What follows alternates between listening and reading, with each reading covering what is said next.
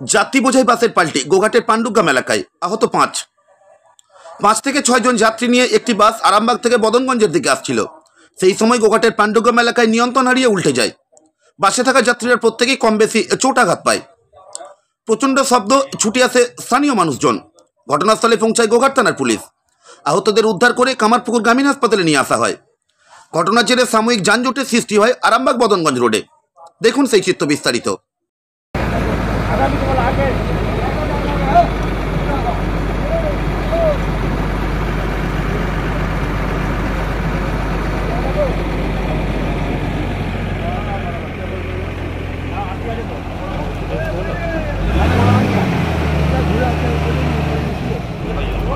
এখানে পাল্টি খেয়েছে, আমরা তাড়াতাড়ি আসলাম, এসে মোটামুটি যতগুলো প্যাসেঞ্জার ছিল বের করার চেষ্টা করলাম, বের করে তাদেরকে তুলে।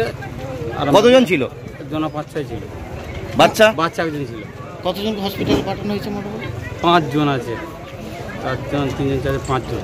কিভাবে গাড়িটা নিয়ন্ত্রণ হয়? কি করে নিয়ন্ত্রণ সেটা বলতে পারবো না, আমরা এসে দেখলাম যে গাড়িটা পাল্টি খেয়েছে। এখানটা কোন জায়গা? এটা পাণ্ডুগ্রাম খাবার। আপনার নাম? আমার নাম টবি নন্দী। বদনগঞ্জের দিকে যাচ্ছিল। পাণ্ডুগ্রামের আগে একটা খাঁপাড়া বলে পাড়া আছে, ওই পাড়ার কাছে একটা ড্রেন আছে, ওই ড্রেন দিয়ে জল যায় খালে। গাড়িটা ড্রেনে পুরো উল্টে পড়ে গেছে। 4 জনের মতো ইনজোর হয়েছে। কতজন যাত্রী ছিল? 4-5 জনই ছিল, 4 জনই ইনজোর হয়েছে। কি কারণে এই দুর্ঘটনা বলে মনে করছে? সেটা এখন বোঝা যাচ্ছে না, পুলিশ বলবে কী হয়েছে। কতজন হসপিটালে এসেছে? 4 জন আসছে। 4 জনই গাড়িতে ছিল? হ্যাঁ, 4 জনই আসছে। তাদের পরিস্থিতি এখন মোটামুটি তো দেখলাম ফাটাফাটি গেছে, সেলাই টেলাই করছে সব।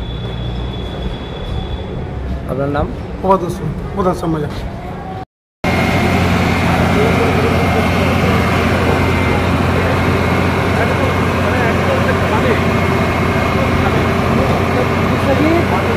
কোথায়